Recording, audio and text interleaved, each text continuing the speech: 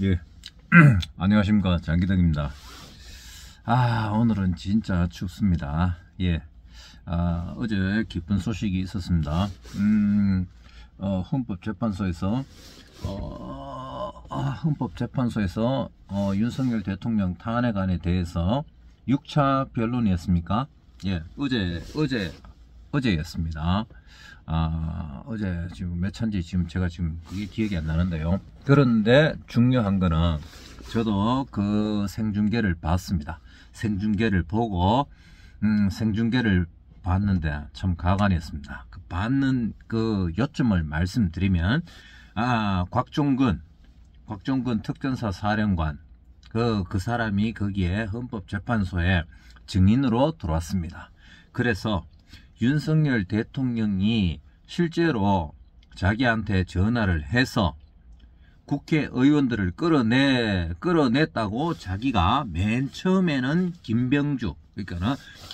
민주당의 김병주 의원, 육군 별 4개 사성 장군 출신의 유튜브에 출연해서 바로 얘기했죠. 윤석열 대통령의 전화를 받았는데 그 내용이 윤석열 대통령이 국회 안에 있는 국회의원들을 다 끌어내라. 그래서 그게 방송에 나가고 민주당 의원들은 거기에 살을 더 붙여서 이게 내란이고 내란죄다 그러면서 막 몰고 갔죠. 실제로는 그 말을 안 했는 걸 민주당 의원들도 다 알았을 겁니다. 그거 알았는데 실제로는 일단 기본적으로 대통령은 계엄이라는 것은 대통령의 권한이 있습니다. 헌법상에 계엄을 할 만하니까 했는 거예요. 그리고 진짜 이게 위법하고 그렇다 그러면은 계엄의 범위를 벗어났다면은 그거는 이제 따지고 들어갈 문제인데 일단 헌법에 대통령의 계엄 권한이 있습니다. 계엄 권한이 있었고, 그리고 그걸 이제 벗어난 건 별도로 하고, 그리고 윤석열 대통령이 주장하는 거는 자기는 국회의원을 끌어내라 이렇게 자기 대통령이 직접 이렇게 말을 한 적이 없다. 국회의원을 끌어내라 이렇게 말한 적은 예, 안녕하십니까. 예. 제가 어디까지 했죠? 그렇습니다. 대통령은 그렇게 말한 적이 없다. 그래서 이제 증인신문이 들어갔습니다. 그래서 정형식 헌법재판관이 곽종근 특전사 사령관에게 물었습니다. 윤석열 대통령이 당신은 처음에 윤석열 대통령이 당신에게 직접 전화를 해서 국회의원을 끌어내라고 했다. 그렇게 정확하게 얘기했는데 그 말이 맞느냐 물었습니다. 그러니까 자기는 옛날에는 처음에는 그랬는 것 같은데 기억이 그렇게 납니다. 그랬는데 그 기억이 정확하냐 이러니까 국회의원은 아닌 것 같고 인원을 끌어내라고 그랬는 것 같습니다. 이랬거든요. 그러니까 그 말이 좀 이렇게 왔다 갔다 하는데 다시 한번 정확하게 묻겠다. 대통령이 직접 전화했는 게 맞느냐? 그러니까 이 곽종근 사령관 특전사 사령관이 그거 대통령이 직접 전화했는 것 같지는 않고요. 대통령이 안 했고 장관한테 들은 것 같습니다. 또 그렇게 말을 했고요. 말이 오락가락하고 하니까 정영식 재판관이 다시 물었습니다. 다시 당신의 기억이 지금 오락가락하는 것 같은데 다시 한번 물어보겠습니다. 대통령이 당신하고 당신에게 전화해서 그게 실제로 국회의원을 끌어내라고 했습니까?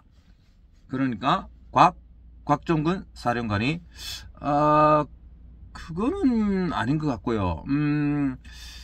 그거는 아닌 것 같고 제가 김용현 장관하고 뭐 통화를 해가지고 의원들을 끌어내라고 하는 얘기는 뭐 제가 들었는 것 같다고 기억하고 있고, 아마 국회의원을 끌어내라고 이렇게 하는 거는 그냥 제 생각으로 해가지고, 저는 그냥 그렇게 의원들을 끌어내야 되는 게 아니냐 제가 생각했습니다. 그러니까 이제 헌법재판소 정영식 재판관이 다시 물었죠. 그러면은 당신 생각 말고, 머릿속에 당신이 지레짐작해서 하는 그 생각 말고 실제로 들었는 걸 얘기하세요. 대통령이 직접 전화를 해서 당신에게 국회의원을 끌어내세요, 이 얘기를 들었습니까? 대통령과 통화한 적이 없습니다. 어제 나왔는 결론이 그겁니다. 대통령은 곽종근 사령관에게 직접 전화하지 않았습니다. 전화하지도 않았고, 장년이 전화를 안 했으니까 국회의원을 끌어내란 말도 안 했고요. 그리고 그렇습니다.